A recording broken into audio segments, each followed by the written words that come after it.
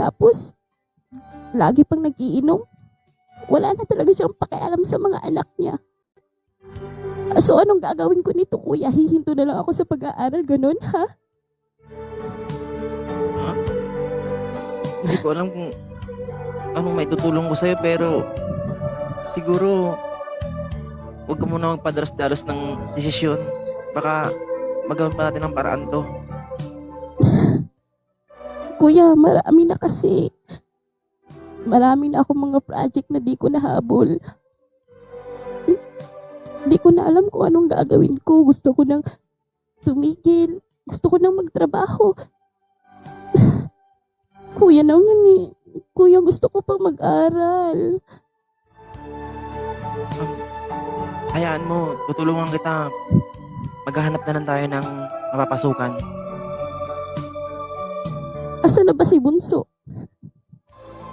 Andun, inutusan ko na sunduin si mama kasi wala pang kain yun eh. Alak yung Kumain na inuuna ba? niya. Hindi pa Kumain na ba si kumakain yun. Bunso? Oh, pinakain ko na yun. Bago ko pinasundo si mama, pinakain ko na yun. Kuya, pati naman yung bata, tingnan mo. Wala na nga tayong makakain.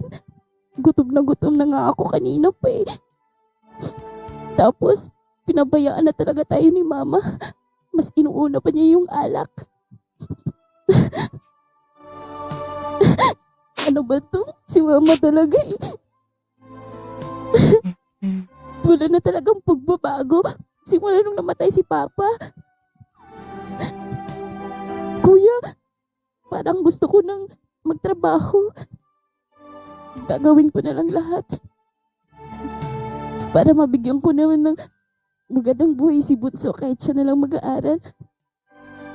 Kuya, ano bang plano mo? Maghahanap na rin siguro ako ng trabaho para matulungan kita sa pag-aaral mo.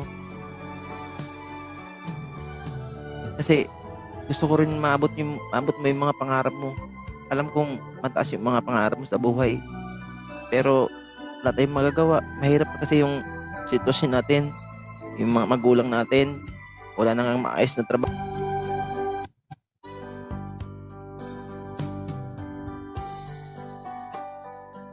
Ah, kuya. Kuya, asan ba si mama? Wait lang. Kalma muna. Wait lang. Take two muna tayo. Tiga lang. Medyo nawala nung pakilala kasi kilala naman ako. Ang ibig ko sabihin, sasagutin ko yun as kuya mo?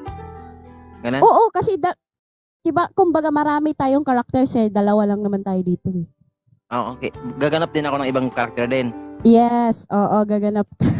Sige. Take. Okay na. Seryoso na mukha. Sige na. One.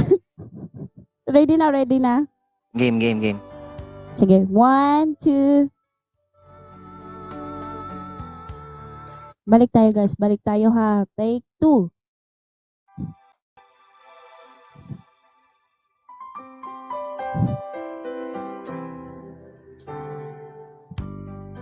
Ay.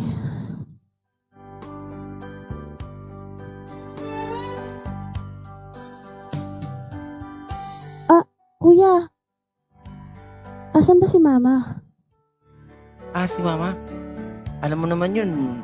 Nandun na naman sa kainuman niya. Mga palahubog din sa sa may tindahan. Kila Aling Maria. Kasi, kanina ko pa siya hinhanap, kuya. Kasi alam mo, sinisingil ako doon. Nahihiya ako kasi marami na daw utang si mama at hindi niya pinabayaran. Anong gagawin ko nito?